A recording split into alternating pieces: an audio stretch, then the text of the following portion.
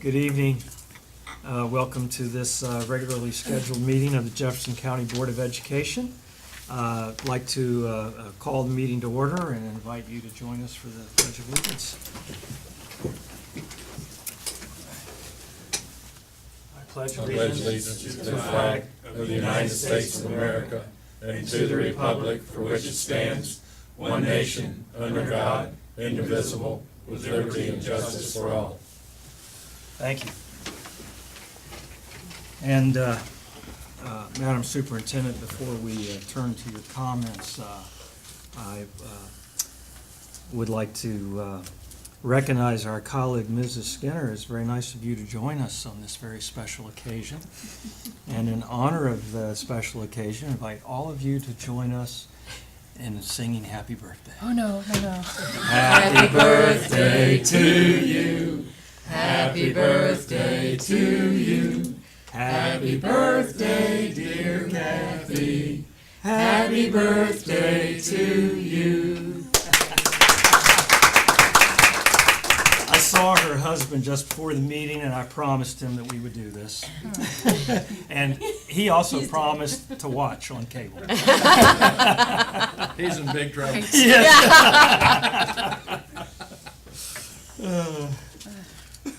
Thanks.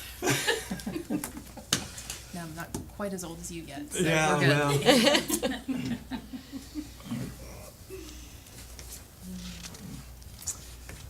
Top that. I will not even make an attempt, sir, in the interest of brevity and getting Miss Skinner back home to her family to celebrate her birthday. Okay. Action on approval of the minutes of the our regular board meetings of the 27th and our organizational meeting of the 5th. I think We did. I think she finished it. My comments were happy birthday to Miss Skinner. was all? And we would be brief so that she could go celebrate her birthday. No, thank you, ma'am. So moved. Second? Second. All in favor say aye. Aye. Ayes have it. Any citizens' comments tonight? None. Okay, great. Consent agenda? Yes, sir, there are a few changes on there that you'll note. Number 3, the Spanish teacher who had previously committed to a half-time position with us accepted a full-time position in Berkeley and withdrew her acceptance. And number 8, Dr. Moss, who had accepted a science teaching position with us, notified us this afternoon that she accepted a full-time position with a private school. So both of those changes are in there. On the second section, those are all the changes on the board's consent agenda. On the board notice of superintendent approvals, you'll note number 13, there is a change of date in that this was a transfer from one position to another, and in order for them to fulfill their duties on their initial position that they were transferring out of, we needed to move their start date on the position they were transferring into to the 12th. That is exactly the same reason for number 28 with the change date. Okay, do we have a motion on the consent? Second. Thank you. Any questions, comments?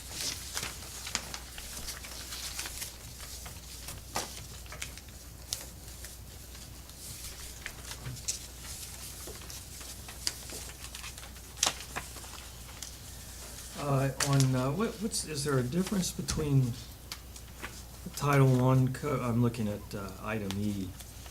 Is there a difference between Title I improvement coach and Title I coach? There, in terms of designation, yes, sir, there is. In terms of funding, but Mr. Ebersol is here to be able to answer that question and more depth and with greater expertise than I. Essentially, Ms. Pippenrick is the school improvement coach. Works specifically with our highest need schools, identified by the rubric of need and by our actual student population. Where the other coach works uniformly with all Title I teachers, most especially the interventions. Great, thank you. Okay, any other questions on consent agenda? If not, all in favor say aye. Aye. Opposed? Ayes have it. Thank you. Unfinished business. Yes, sir. Previously, we had approached the board regarding the remaining funding for the Jefferson County Transportation Operations Facility and a number of projects out of that. Of the 5 options that were presented, the board approved 3 of those, and they wanted to see what the bids came back on those before they committed any additional funding. We've received those, and Mr. Dingus is going to give you information on how those bids came in, what remains, and what kind of timeline and decisions that we have remaining. Again, this is the needs at the bus garage. The funding left in that amount is $541,000 in funding. We've already committed $384,500 is being committed, which will leave us $156,500 is uncommitted at this point. Again, the next slide shows us how we came about these numbers. Again, the fueling station came in at $247,000 for the fueling station, and that's a good solid bid from the company in which we had talked to earlier and had given you all the information. The canopy came in at $59,300, which was just under the $60,000 that we thought it would cost, which, however, we got 2 other bids on it, both of them well over $60,000, one at $68,000 and one at $80,000. So, again, good for us at $56,300. And again, the approach cost us, the approach and the asphalt around the area that where the bus fueling will be is we had $75,000 in there, and it came in at $71,704. So that saved us $3,206. All in all, under the estimate by $6,406. Adding to the $156,000 leaves us $162,906. So that's where we're at with that. The staff development room came in with good furniture picked by our superintendent, very nice things that we'll be able to use for 100 people, and that includes bringing the sprinklers down, putting in HVAC, putting in a ceiling, and it came in at right around $40,000, $39,650. The freezer is still pending a little bit because we're still working on the structure of a freezer that large outside. The floor structure has been a unique thing to find a good price on. I've gotten 3 or 4 bids, and they disagree with each other. One says you can do it this way, one says you can't. So we're still fighting through that. When I get a better, good, solid number, I'll bring that back to you. But that's where we're at right now. So, If we make it now, we should make the timelines very easily. He's saying the tank is 4 to 6 weeks out, and he'll have ordered the tank at that point, but he was still going to do most of the other work before that. So he'd have the islands poured and all the pipes rung in and those kind of things ready to go. So what's the recommendation to the board tonight? Recommendation to the board would be to funding those 3 things: the fueling system, the canopy, and the approach. And I would, at that point, Dr. Gibson, did we want to go right to the staff development room? You want to leave it alone? Well, per our previous meetings, The board has already approved I thought we've the already first approved three. the- You okay, I'm have. sorry, yeah. You've already approved the fueling station, the canopy, and the asphalt approach. When we initially came to you, you approved those three things. We had recommended to you to approve the staff development room and that we did not have sufficient funding to complete the freezer. That if that was the desire of the board, we were going to have to utilize some uncommitted funding and carryover from another source. And I believe it was Mr. Osborne who had initially said, well, by the next meeting, you will have actually gotten in bids and we'll know how accurate our estimates were. So if there's any cost overruns, we'll know exactly what amounts we're working for. So the dollar amounts that you have on the true bid section of that are the actual dollar amounts that those came in at. So the board knows you have $162,906 left to work with. That still remains insufficient to purchase both the freezer and the staff development room out of allocated funding. So our recommendation continues to stand. Of the two, we strongly recommend, based on feedback from the staff, based on the need surveys that we've done, we need committed staff development space. We've been very clear. We've changed the calendar to be able to do this. We've worked very hard to try to commit additional funding and time to train our staff. We are placing very high expectations on them, and if we do not invest the time and effort in helping them gain a stronger skill set, we're not going to see the improvements in our student performance that we want. So bar none, that's our first choice. Now the freezer, based on Ms. DeMasty's estimates, over time, that freezer with the savings that we have from USDA bulk ordering will pay for itself, but it will cost more upfront now than we have available unless you move into utilizing carryover, utilizing uncommitted savings. And at this time, we have not received an indication. We've gotten our budget from the state for the year. We took the additional $326,000 cut. We do not anticipate the revenue from the state increasing in any way, shape, or form. Impact fees, as you will hear at your next retreat, are down by over $1 million over the previous year. Table gaming revenue is down.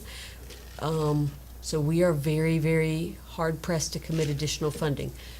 To Ms. Skinner's point, however, you do have a unique opportunity. Once this funding source closes, if you only use the $40,000 out of the 162, the rest of that opportunity goes away. Now, you don't have to repay that amount because, of course, this is a loan and a repayment, but that unique opportunity goes away. Okay, so let's get a motion on, so the recommendation at this point is to fund the staff development. Yes, sir. Okay, and then we can discuss and debate Mhm. whether to add to that or not. Yes, Correct. sir. Yes, sir. We have a motion? Second. Okay, thank you. Questions? So we still don't really have, we have a hard number for the staff development, but we don't have a hard number for the freezer. Whether it Correct. will be more or less than about the 170. Correct. Okay, and then judging from what you've got at 162, so we're still looking at 48, approximately, between 48 and 50,000. Uncommitted essentially, or extra funds from the other funding sources, if that was the true number. Yes. Yes, ma'am. Can we continue to attempt to get Oh. a true number between now and the next meting? I mean, I've been attempting every day to get another bid, a bid that everybody will agree with. Part of it is there's unique, and we've done a lot of freezers, I mean, quite a few. And every school has one now, outside freezer.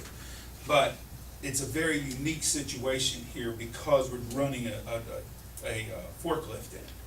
And running a forklift in it, it has to have all the right structures, and the floor itself can't freeze, because if it does, it'll heave and fall apart. I actually have talked to, Southern Air was one of the people that we actually talked through the whole situation, and they have a real worry that even if we put it in exactly the way Bally, who's the people who do the freezers, says so, they still are a little afraid of that situation. Where other people also have looked at putting heat in it. So we're working through the two, and I'm gonna do what's best for the school system, and that's what we really wanna do, is what's best for us. And I don't wanna bring it to you until I know that we have the right answer. Can we talk to the freezer company and find out somebody that's done That's- this freezer before yeah. and find out what kind Yeah. of, That's like I said, I was talking to Substructure. Bally themselves, and they're actually the people that make the freezer. And I'm getting two different answers from them sometimes. Can I ask a question? Do we have, even if worst case scenario with the floor, Yeah. and we have to heat it, whether Yes. it's, whatever the case may be, is that then, that number approximately over the 170? At this point, it is the 170. That's what we're. Okay, that's the we're- worst case well, scenario. That's what we are being told at this point. Okay, Worst case scenario worries me every time we're talking about footers. When we're talking about footers, when we're talking about adding, all those kind of situations to it, it's very deep in the ground. They don't want it to freeze, so that it has, can't have water or any water filtration up through it, because if it would, of course, it would freeze, Perhaps we can do as we did with the fueling station, and we could bring a representative from Bally to do a presentation for the board about what options you had at different price ranges. Because when we had looked at timing, part of this issue was the amount of time that it took to build the freezer. We have to commit this funding by December 31st, that's our deadline. So if we brought someone in at the August 8th meeting from Bally and they were able to say, here are all of your size options and cost options, as we did with the fueling station, perhaps that will help us move forward. Do we have to commit the funding, or do we have to actually draw it down? We have to actually draw it down, is my understanding, but I will That's all. confirm that, sir. It has to be drawn down. Right, but in that case, and then it's also while we're looking at the staff development room, of course, Dr. Gibson gave you exactly the reason. It is so paramount important for our staff. And you all have said that over and over and over as a group. On the staff development room, do these cost estimates include whatever IT Yes. network Yes. you need? We went to Yes. Mr. Hercules and he priced out both the smart board, the projection technology, a sufficient number of Wi-Fi ports so that you could have 100 people hit it simultaneously and not get kicked off. Gee, I may want to move in there. And if we had this facility, I'll ask you to speak to the academy in greater detail later, but if we had this facility, could we hold the leadership academy that you're doing the next 2 days there? Yes, sir, we certainly could. It would have more than enough capacity. Okay.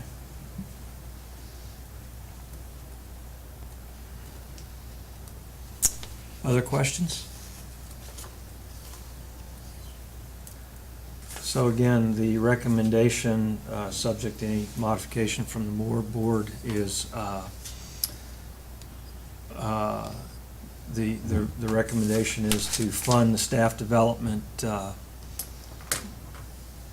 facility, and the current estimate is roughly $40,000. And to then continue realizing that the window is closing, but it's still open to evaluate the freezer. And we have a motion, it's been seconded. Any further questions? All in favor, say aye.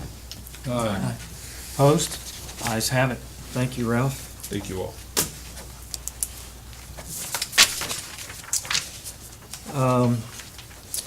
Next unfinished item is the approval on the modification to the high school grading policy, Chapter 7, Section 524. It has been out on public review since the last board, so for 2 weeks. More than that, actually, Yeah. because July 5th was our last meeting. Right. One comment, which I Yes. fortunately have in front of you. We'll and discuss, A little but discussion please. with an assistant principal, but other than, other than that, I have not received any other comments, and appreciate Ms. Marcus cramming her schedule to come by here to, We've sent it out to staff on several occasions and not received anything. We did a direct email to all JCS teaching staff with the link to the policy in the email.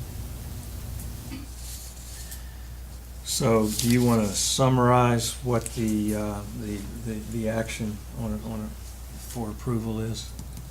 the action is to approve the new grading policy, which major difference is, I think is we have the retest option in there, which we did say any student that makes below 70 on a test has the option to take a retest, and they would not earn higher than a 70 on that test. And we also set the summative assessment would be 1/7 of the semester grade. Before it said it could be up to 20%, and it set a deadline at 1/7%. And homework was limited to 10% of the 10% of the child's grade per semester. We have a motion? So moved. Second. Second. Questions? Pat, I would like to thank you for sending us those emails today. And I think Mr. Ramsey has some very valid points in what he had to say. And I guess this is one of those things that we just try again, put it out there and work with it and see how it works. And if those points are issues, then we'll go back to the drawing board a little bit. I think educationally, it's a sound policy. I mean, instructionally. Of course, we wouldn't be presenting if that wasn't the case. But I feel confident I can stand behind this policy and defend the components of it. I think one of the primary points for us is that the original policy elicited an enormous amount of discussion and contention and struggle around that. And what we committed to, and process-wise, what we are trying to reinforce is that we will reach the best compromise with as much input as we can, and then we'll live with that for a year. And then as we go through it, if we discover things that aren't working, we're going to pull you back in and we'll revise it to your specifications. You are the teaching staff. You are the experts. We do need to have your input. We simply have to have a degree of uniformity, and we'll support as long as you can collaboratively make those decisions. And I think one of the reasons that you're not hearing this hue and cry, and it was summertime last time when we did this, you're not hearing it is because we did involve a great number of teachers. They lived with it for a while. They saw the good intentions of it, and the little tweaks that we have made are based on their experience, and the vast majority of them see the intention of it and the positive intent of it, and they're willing to work with it. Even in Mr. Ramsey's email, he was very positive, and he had some great ideas about, like with anything, here are the great things about it, and here's how someone could abuse or misuse that. And if we find that people are abusing it, then we'll have to put restrictions in place to prevent that abuse. So, all in all, kudos to the teachers and to the folks on the committee who worked very, very hard on this and reached a great compromise. Great compromise. Any other questions or comments, observations?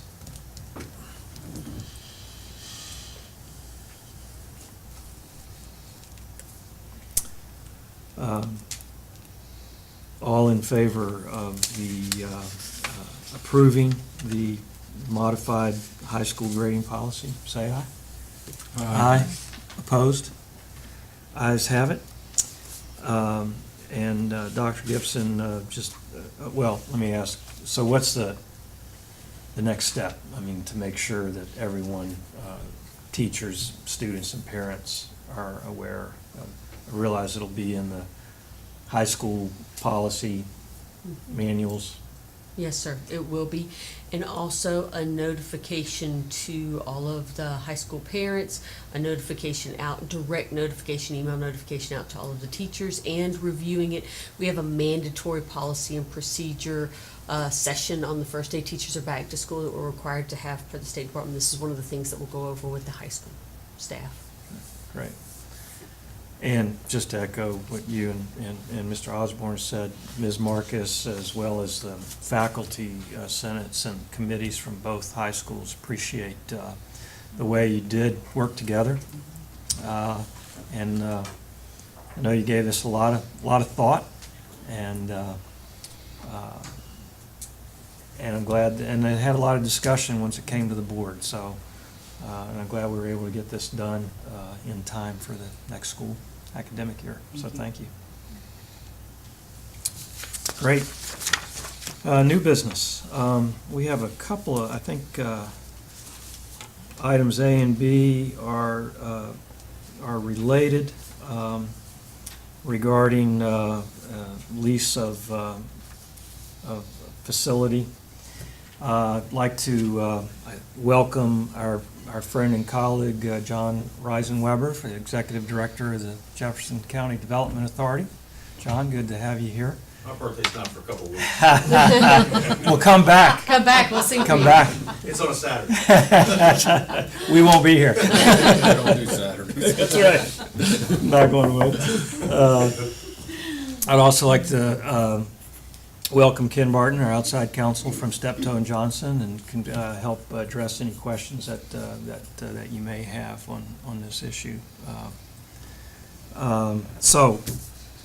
The first item is regarding a lease extension of existing lease that we have with Universal Forest Products, which is leasing some of the excess capacity that we currently have at the transportation facility. And thank you again to the Development Authority for bringing this opportunity to us a couple of years ago. It's been good for us, and I think good for the county as well. We would have entertained, so the motion would be to extend the lease of the real property that's located at 635 McCary Boulevard. It would be, and I can get through the specifics if we need it, and we probably do for the record. I'll give it to you so that you have it for the record. But this would extend, so the current lease expires when? September 8th. So this would extend the lease through the end of the calendar year, December 31st? No. Yes, sir. Yes, December 31st. And then item B, that would give us time then to, if you approve item B, to accept, to go out for a formal bid process to lease the facility for a period of how long? A year?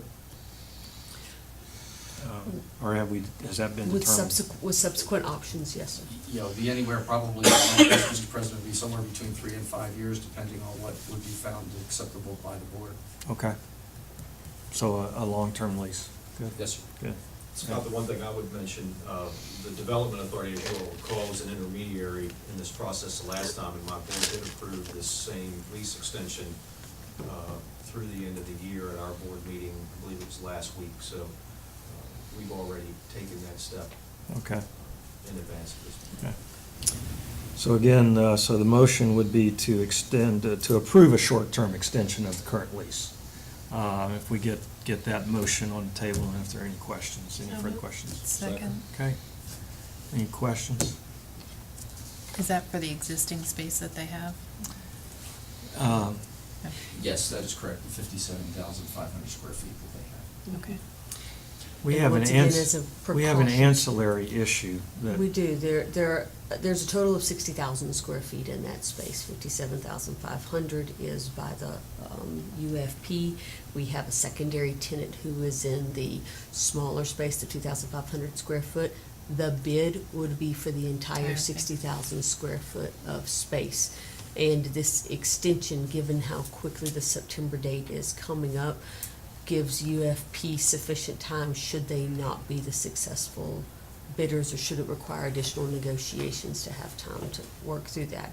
We have, however, had the discussion that should they be the successful bidder and we're able to negotiate a contract, say they bid, they're the successful bidder, we negotiate that new contract takes over. We don't have to wait until December 31st for that I see. contract to take over, because anticipate a newer contract being at a higher rate with an escalator. Extension's just a caution in the event Sure. that the negotiations extend beyond that September 8th deadline. Okay. Any other questions related to item A on the short-term extension? If not, all in favor say aye. Aye. Opposed? Ayes have it. And so I'd ask council to summarize then item B.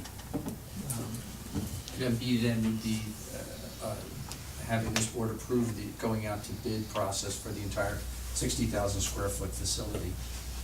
It would be, we would leave it to the bidders to see what they're willing to offer. We know that UFP is quite interested. They know minimum ideas on what we think the square footage price should be, and we would, as part of the bid process, have a number in mind as to where they need to be.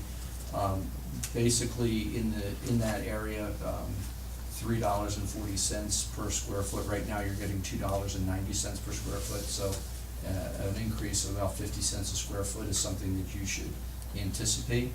And then beyond that, it would be what term this board, we would negotiate and that this board would find acceptable. But I would say somewhere 2 to 3 years with some ability to renew. But I wouldn't want you to get any farther out. My recommendation would be not to go outside 5 years. Yeah. Okay. Okay, great. So if we could have a motion to approve bid process for a long-term, an annual or long-term lease of the currently leased portion of the transportation operation facility. So moved. Second? Great. Any other questions? So how is the years decided? Is that a negotiable thing between them and us? Yes, Mr. Russman, absolutely. Is it looking at calendar years, or are we looking at based on when the lease starts? Are we going January to December, or?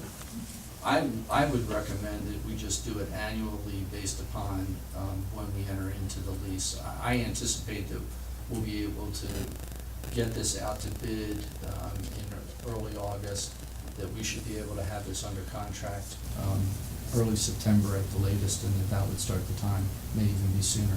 I'm hoping I'll be back here to your August meeting to be able to have you review the significant lease terms. That'd be great. There was some talk about them wanting to purchase the property. Yes, sir. Is that still something they desire to do, or is that? That's something that they're talking about. I have mixed emotions sometimes on purchase options, and the reason is you often get into situations as to how you're going to set the price. Obviously, from a tenant's perspective, they want to set the price prospectively within the lease. I've already told them that my bias is that we don't do that, because you get into appraisal games and all kinds of games on how you set price. So we'll accept it if it's something that makes sense within the lease, we will talk about it. I know they are interested in doing that, but at the same time, we're gonna have to see how that language shakes out before I could ever recommend that to this board. I personally wouldn't be in favor of it from what I know at this point. I think, we have a property there. We don't need it right at this moment.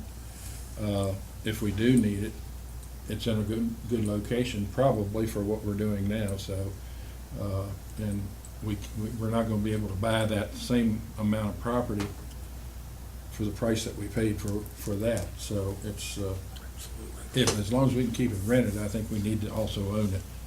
I do not anticipate that that is going to be a deal killer at this point under the terms of the lease. So if it's in there, it's in there, but I don't, if we were to say that we would not lease it to them under those terms, I anticipate that it wouldn't, that it would not be in. One of the things that sometimes we would consider offering them perhaps would be a first right refusal, meaning that if this board were inclined to go out into the marketplace and sell that piece of property as excess property, then we would give them the first right to be able to purchase under that. So that's something that we could at least split the baby, as it were, to be able to at least give them some level of comfort, that we wouldn't sell it out from under them. Right, that's reasonable. Well, I like your optimism about the timeline. If we could get the bid process out as quickly as possible, because it might have some, correct me if I'm wrong, Madam Superintendent, but it might have some bearing on our earlier discussion about funds available to help with a freezer purchase. Among other things, yes, sir, Yes. certainly, because we have the current price built into our budget in terms of the differential between the lease and what we pay in taxes. We have the Right. current rate built. So into it's this helping year's to budget. cover the, some of the operating cost of the transportation facility. Yes, sir, certainly. Yep. Scott, the other thing I want to mention, there were some leasehold improvements that were paid for up front by Universal Forest Products, which will expire. That payback was backed off the rent, so you're looking at probably another $3,000 a month, even if it was renewed at the existing lease rate. Come September 9, those payments would go up by another $3,000 a month if the same lease was extended, so I it's had another forgotten that. Thank $36,000 a you. year Sure on is. top of what Yeah. you're getting now. And Ms. Marone factored that into the budget for this year. Okay, okay, good. Any other questions? If not, all in favor of approving item to accept bids, issue a request for a proposal inviting bids to lease this real property, say aye. Aye. Opposed? Ayes have it. Thank you very much, and thank you both for being here. And John, again, to you and your board, thanks for the great partnership. We appreciate it as well. We're holding it up as a good partnership, and we're pleased that it's worked out the way it has so far. Thank you. Madam Superintendent, so you anticipate an executive session? Yes, sir, executive section regarding personnel, and I do anticipate that there will be action from that. And you do, so we would momentarily entertain a motion to go into executive session for the, to discuss personnel issues as permitted under our Open Records Act. And if we take action, we will do so once we return to public session.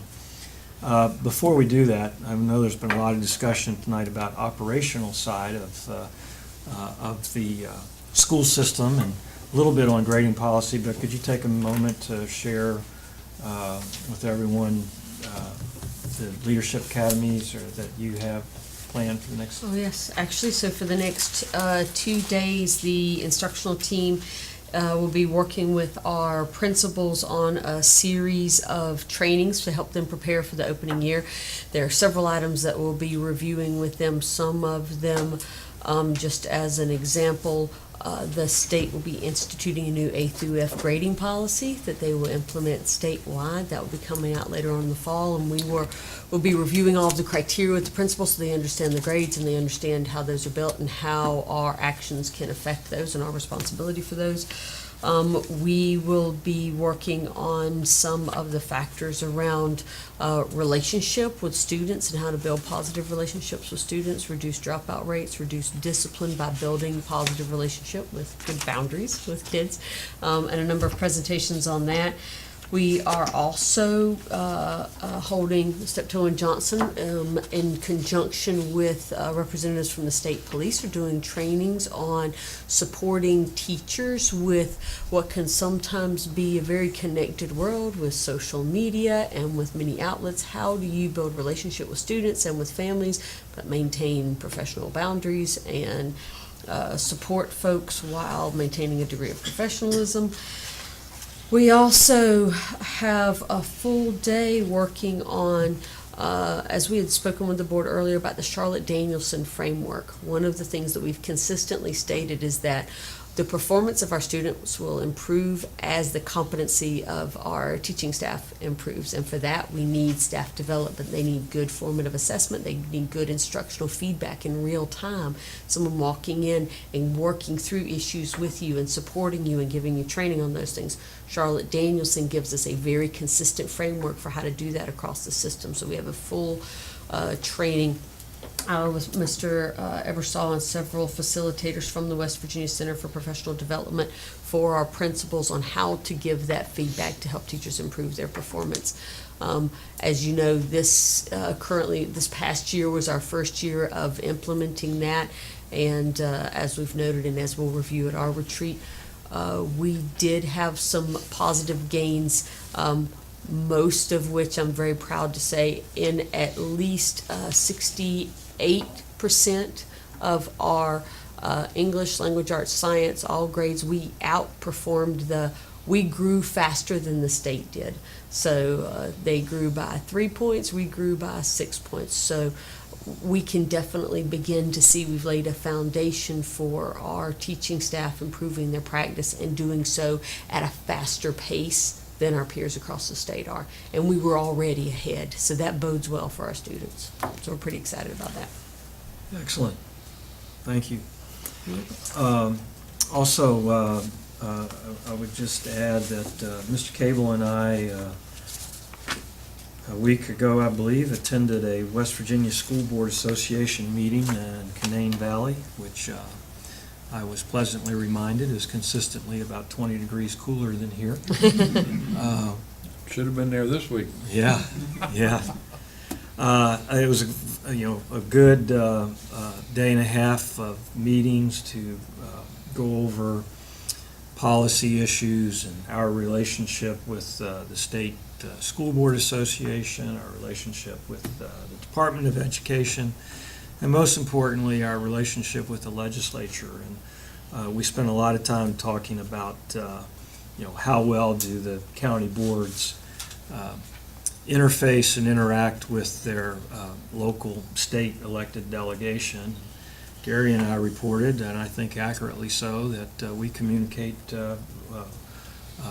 that we feel like our delegation is open and accessible, and that we've had a lot of good dialogue with them. But one of the recommendations that came out of the meeting that we'll talk about later, but one of the recommendations was scheduling a sit-down with our local delegation following the fall elections, and to have a more of a formal sit-down with them prior to the session, which I think is a good idea, or at least something that we should discuss. So just wanted to share that with everyone. Anything else? I would just say that we've lost in the last several weeks since we met before, just a few teachers and teaching assistants and of course student, really for both families, and a tragedy that happened this week, and just really be in prayer and thoughts for all of those families. We also lost a lady that was the backbone of our school system at one time, Eleanor Ann Sherwood, as well. Great lady. Yes, great teacher. She was a very person there a lot of people went to for answers. Our thoughts and prayers are with all of those families. Thank you. Okay, pursuant to West Virginia law, we would entertain a motion to go into executive session regarding personnel issues. So moved. Second? All in favor say aye. Opposed? Ayes have it. Thank you. We'll take a brief 2-minute adjournment. Or recess, I should say.